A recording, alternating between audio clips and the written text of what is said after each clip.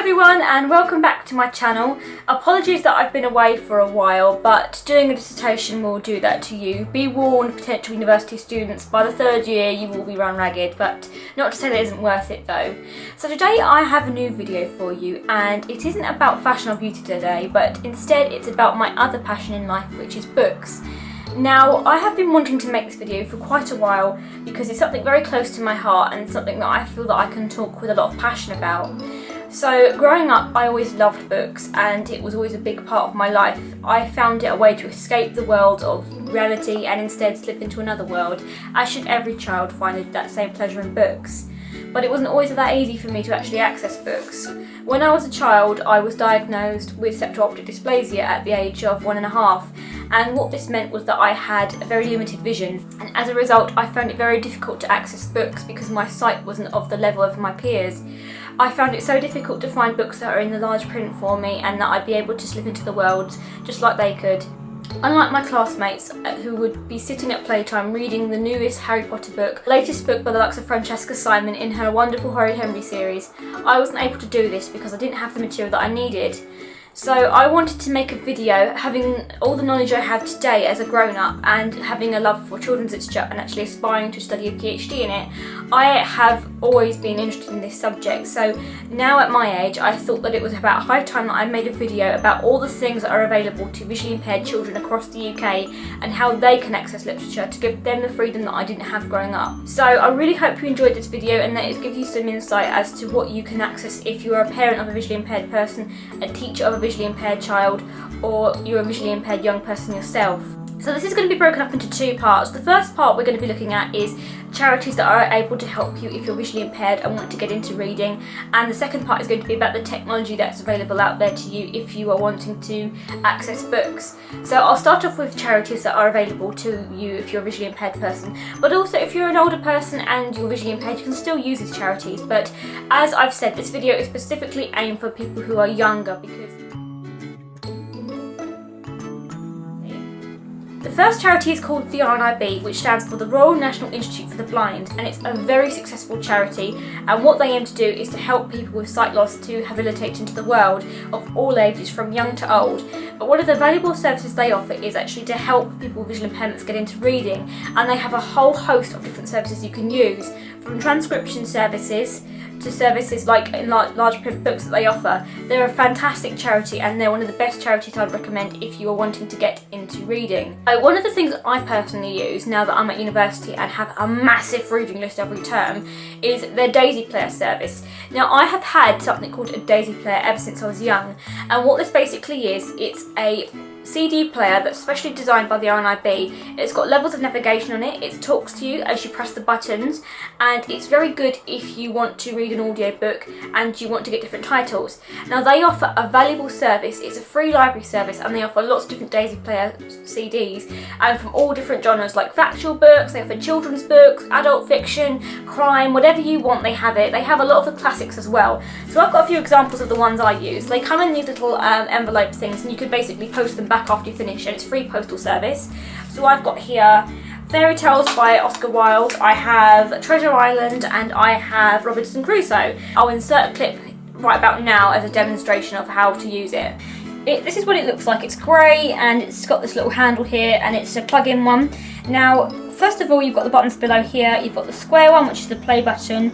Either side you've got these two triangular buttons which are the fast forward and rewind button. Next to that we've got, on the right hand side we have the eject button. Above that we have the play button which is a little round one. Then in the middle we've got these arrows which are kind of pointed in sort of a sideways squarish sort of shape. Depending on what disc you have, it will have different levels of navigation, and this will navigate to certain chapters and parts of the book. Then above here we've got the button which is for speed, we've got one here which is for volume, and then this one's for pitch. These two buttons here I can't exactly remember what they are for sure. I will put in the description what they are. I don't really use them, so I don't think it's anything integral to the actual program. So first of all you want to turn it on and it will announce what it is. Welcome to Victor Reader Classic. And then what you want to do, this is the CD I'm going to put in. This is the one called Robinson Crusoe. You just want to slot it into the front here and just feed it in and it will take it in itself, as you can hear. RNIB, supporting blind and partially sighted people. Preface, page 7. Preface. So as you can hear, it will navigate to different sections, and you can take it out depending on when you want to by just pressing the eject button again. And when you're finished with it, all you simply do is you put it back into this little envelope, facing it around the other way so the disc is on show, because then obviously the postman will see that the address is the RNIB on the back, and then you're ready to post it off and send for new one. So as you can see, it's a very easy piece of equipment to use. Now when it comes to actually acquiring one, as I believe it stands, you have to get in touch with your local visual impairment borough to actually apply for one. So if you've got any questions about the services that RNIB offer when you're visually impaired and want to get into reading, or any other of their services, I will insert below the helpline number so you can call them up if you've got any questions to ask. Now a second one that is very close to my heart is called the Living Paintings Trust, and it's a UK based charity again that was set up during the 1980s, and what the charity has been aimed at doing is making the visual world and the visual arts accessible to people with sight loss. And they produce a lot of different tactile packs about art, about music, about literature, about culture, but one of the things that they're gravitating towards now is the services that they offer to children and young people, and they have produced an amazing library of young people's books and children's books. So from the classics you'd imagine, like I've got behind me, like the Gruffalo, they have things like Wind in the Willows, Alice in Wonderland, Roald Dahl. So here, as you can see, is one of the books that I've got here called The Gruffalo. Very classic book, contemporary classic in my opinion. And what the beauty of this book is, it's not just the original book that you would see in the bookstores, but when you open it, what the charity have done is that they have commissioned artists to produce tactile images of different scenes in the book so that people with sight loss can actually trace their hand across it and feel its shape and feel its texture and feel how it would be in the book. So what they are doing is they are producing the tactile images that portray the visual world to people with sight loss. And this is fantastic for children, because if you are a mother or a father of a number of children and you've got maybe one that's sight impaired but then you've got a fully sighted sibling, what this will enable you to do is that you can actually enable your visually impaired child to have the same experiences as your fully sighted child would. So they can read the book along with you and they can feel the illustrations. Now on the inside, the other thing about it is they also offer CDs that go along with these books that you can listen along to, or they have Braille in here as well, which your child can read by themselves if they want to. Of course, it depends on what Braille level they're at. I mean, I personally don't use Braille, but if your child does, then this is really great because they're actually able to read the book by themselves and to learn as they go along. So as you can see, this is one of the books that they offer. So here's another example. I don't know how too well you can see this one, but this is one of their Roald Dahl collections, because they also produce a lot of tactile images from the Roald Dahl books. So this is one example. The first image is from Charlie and the Chocolate Factory, and it's of Charlie Bucket holding hands with his grandfather. And then the next image we have is of the certain little hooligans, like there's Augustus Gloop, there's Mike TV, there's Violet Beauregard, and there's Veruca Salt. So all the horde there together, so the children can feel how disgusting they are, little imps.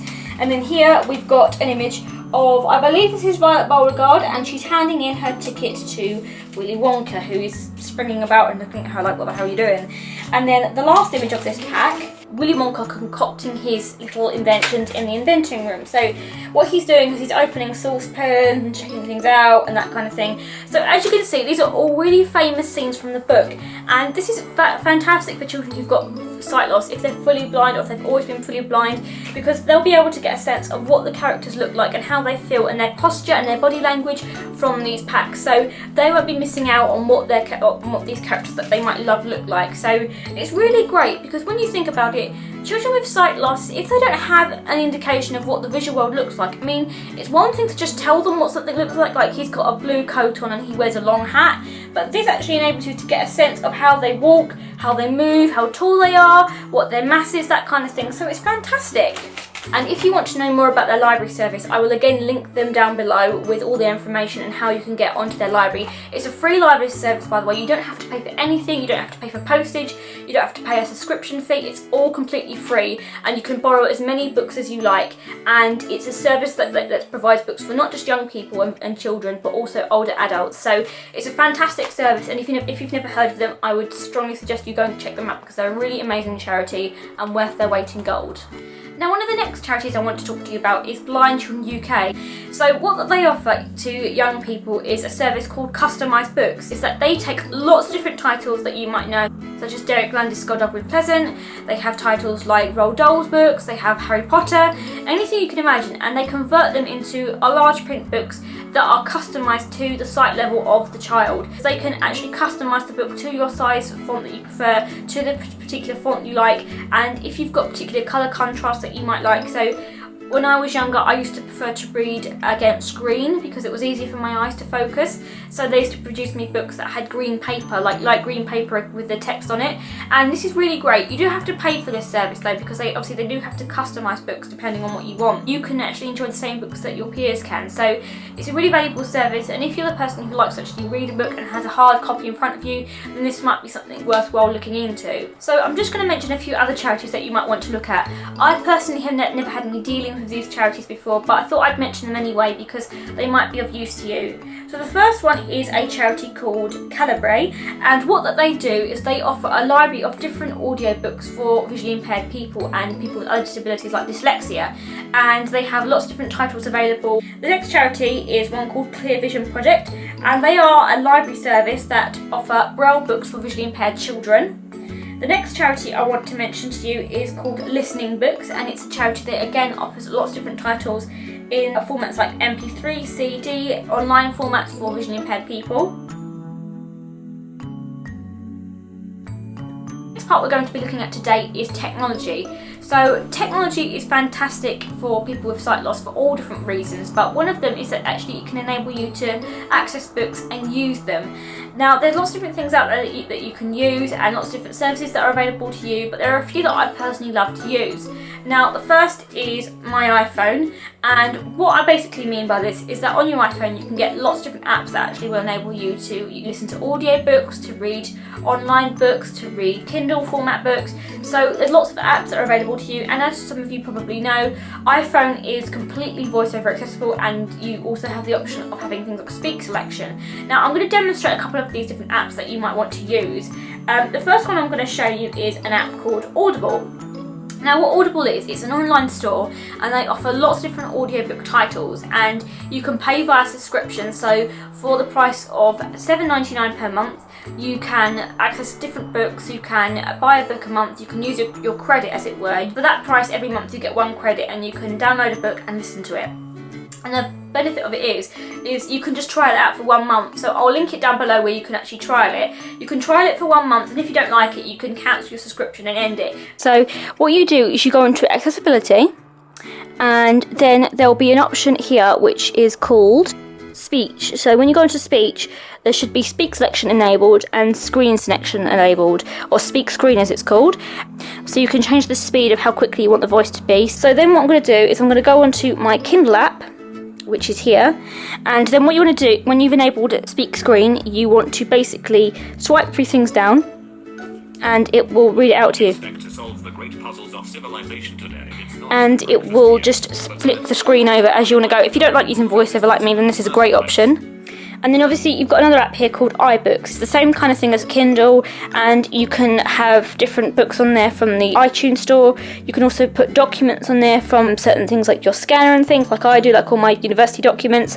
So as you can see, I've got a few books on here, but I have most of them on my Kindle these days. But it's the same kind of thing. You basically just enable speak screen and you can do the same thing, or voiceover as well if you want to. That's not just it when it comes to technology. Of course, there's lots of different things you can use if you want to get into books. You can take a book and you can scan it on your printer or on a scanner at your university or your college or your school. You can take your Mac or your computer and you can download certain books online and you can use those. There's things like Kindles, there's Sony readers, there's lots of different things you can use when you're visually impaired and want to get into books. If you want to get a piece of technology that will help you get into books, I would check the voiceover compatibility and the accessibility features. Now, I'm going to be creating a hashtag here. What I would like all of my viewers to do, anyone who is interested in books, is to take a picture of a book that they love and to put the hashtag words beyond sight. If you're visually impaired, this is particularly useful because I really want to show the general public how important it is to actually have books available that are in accessible formats. So thank you so much for watching today, guys. I really hope you enjoyed it, and don't forget to subscribe and like and comment if you like this video, and I will see you next time. Bye!